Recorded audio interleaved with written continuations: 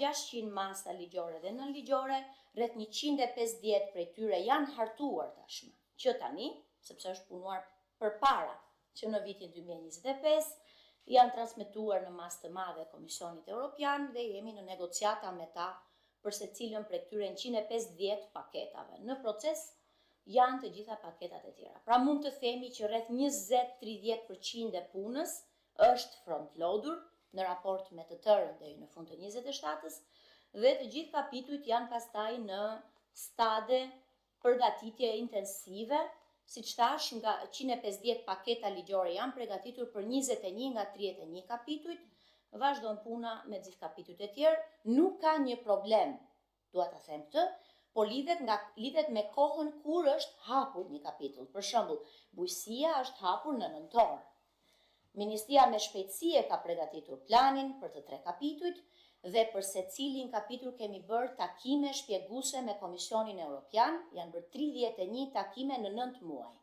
në të cilën kemi marrë rekomandime operacionale dhe jemi duke përmirësuar planet, sepse duhet të bijem dakord me Komisionin çfarë përbën një plotësim të kushtit apo një reformë të përmbushur. Faleminderit shumë për vëmendjen, shpresoj që arrita të isha e përqendruar në disa pyetje kyçe. Gjithsesi, ngjelet fakti që çdo ministër dhe negociator është kyçi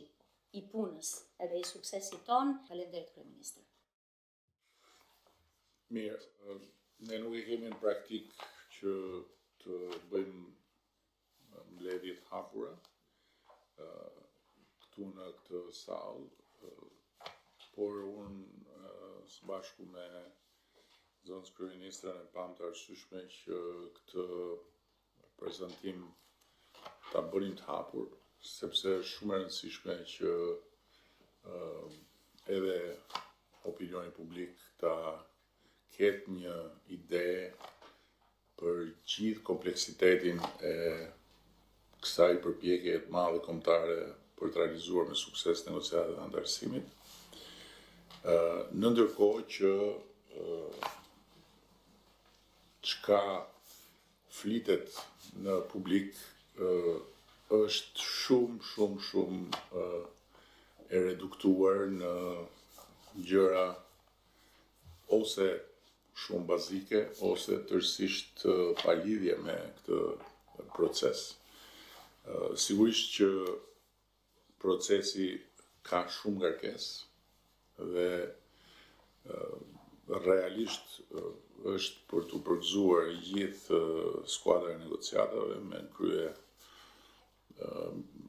Majlindën, krye negociatoren dhe Adean, zëvendës krye negociatoren. Ashtu si kundër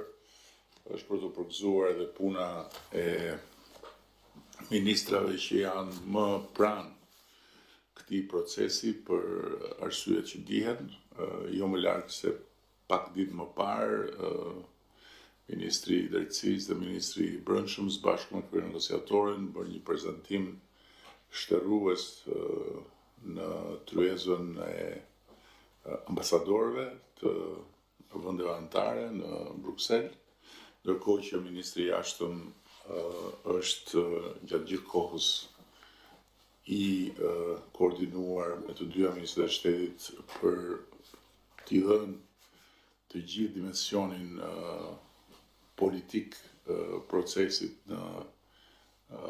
komunikimin tonë ndërkombëtar. Dhe ajo që vlen më shumë se të gjitha, besoj unë në këtë proces, përtej realizimit të një mase apo kalimit një reforme dhe pastaj miratimit të masës ose të reformës në Bruksel, është që ky proces rrit në mënyrë thelbësore kapacitetet institucionale të vendit. Dhe siç duket edhe nga prezantimi, procesi ka një dobi të jashtëzakonshme dhe është i pazëvendësueshëm me asgjë tjetër, sepse shpesh herë tendenca e përgjithshme është që të shikohet antarësimi në Bashkimin Evropian në mënyrë shumë të sipërfaqshme dhe të mos kuptohet që në të vërtet ky proces është historik për faktin se transformon shtetin shqiptar dhe për faktin se i jep institucioneve të shtetit një fuqi edhe një kapacitet për të vepruar që nuk e kanë pasur kurrë në historinë tonë. Përrritja kapaciteteve institucionale patjetër që sjell edhe forcim të rendit ligjor në të gjitha aspektet, jo thjesht në aspektin e ushtrimit të pushtetit pavarur gjyqësor, por në aspektin e ushtrimit të pushtetit të çdo institucioni në funksion të zbatimit të ligjit dhe në funksion të garantimit të drejtave të qytetarëve. Më tutje patjetër që ky proces konsolidon institucionet e drejtësisë, të cilat tani më kanë kaluar një fazë tjetër, pasi kanë pavarësinë që se kanë pasur kurrë, dhe ndërkohë në procesin e konsolidimit do duhet të rrisin profesionalizmin, panshmërinë edhe sigurisht pastaj edhe cilësinë e shërbimeve të tyre, në ndërkohë që ky proces siguron luftën kundër korrupsionit jo thjesht si një luftë që zhvillohet në frontin midis institucioneve të drejtësisë dhe fenomenit korrupsionit, por si një luftë që zhvillohet në ndërkohë edhe në frontin e modernizimit të transformimit institucional dhe të realizimit të një kapaciteti të gjithë shtetit për ta parandaluar korrupsionin, për të parandaluar veprimtari të cilat zhvillohen në hapësira gri ose në mungesë të kanaleve të sigurta institucionale që garantojnë shërbime dhe ndërveprime të shpejta dhe të cilësore. Patjetër që barën më të madhe në gjithë këtë proces negociatash e ka ekonomia, por pastaj bara bëhet e qartë në gjithë kompleksitetin e vet, kur shikon se si shtrihet tek infrastruktura, tek energjia, tek financat, bujqësia e me radhë. Dy gjëra më bien në sy në prezantimin që u bë. E para është domosdoshmëria për të kaluar nga një progres i kufizuar në raport me standardet e Bashkimit Evropian, në një progres të mirë, pra për të kaluar nga drita e kuqe në dritën e jeshile tek prokurimi publik, ku ne kemi bërë një progres të madh në raport me vetveten dhe në raport me Evropën, por nuk jemi ende në kornizën e progresit të mirë që do të thotë edhe plotësim i këtij aspekti si pjesë e kushteve. Dhe këtu e sjell këtë në vëmendje sepse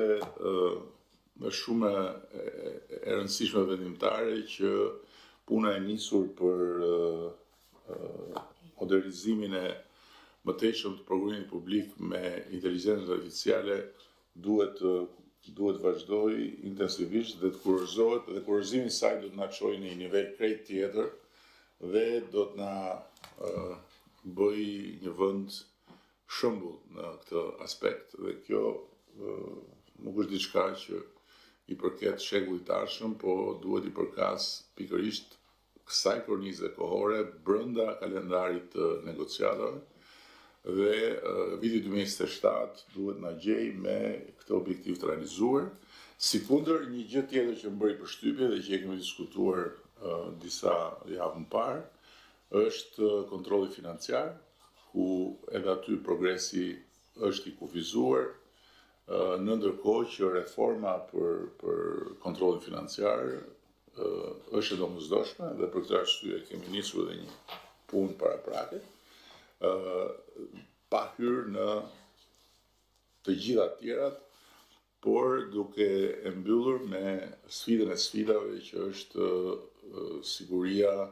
ushqimore dhe mbrojtja e konsumatorit në tërësi. Prandaj reforma e inspektimit duhet të vazhdojë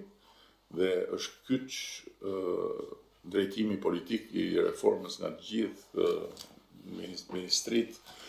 në sensin e mbrojtjes së reformës nga ndërhyrjet partijake dhe nga qokat politike. Është e domosdoshme që ajo që ka filluar me AKU-n të vazhdojë të shtrihet me të gjithë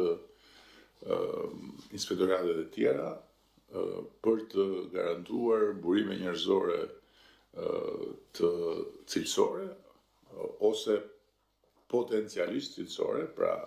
të reja dhe të rinj që janë të gatshëm për të vënë në shërbim të këtyre sfidave, por që njëkohësisht kanë edhe mundësi që të përfitojnë nga trajnimet, nga edukimin vazhdim në atë proces, në mënyrë që niveli i inspektimit të rritet ndjeshëm, pasi është kyç për të garantuar pastaj të gjitha ato reforma që janë duke bërë në këto drejtime, sepse në fund të ditës çështja shkon tek zbatimi dhe zbatimi ka domosdoshmëri edhe monitorimin e vazhdueshëm. Majlida përpara disa javësh na informoi për një kontroll të kryer nga institucionet e Bashkimit Evropian lidhur me pikat ku trajtohet gjëja e gjallë, pra lidhur me blegtorin dhe që është një nga komponentët më delikat dhe më të vështirë të procesit të antarësisë në Bashkimin Evropian dhe ka qenë i tillë për gjitha vendet që kanë hyrë përpara nesh, dhe kontrollet e bëra kanë lënë një sër detyrash plotësimi të cilave e çon më përpara progresin edhe e bën më të afërt plotësimin e kushteve në këtë fushë, që kërkon monitorim dhe kontroll shumë sistematik dhe shumë kompetent nga ana e institucioneve tona. Dhe solla si shembull për të thënë që pse është e domosdoshme sot që këtë proces ta shoqërojmë me një rritje domethënëse të cilësisë së inspektimit. Një rritje domethënëse të cilësisë së inspektimit në burime njerëzore edhe në teknologji, siç kemi filluar dhe siç kemi bërë në disa fusha, apo siç po përpiqemi të zhvillojmë modele me teknologji digjitale në disa drejtime të tjera.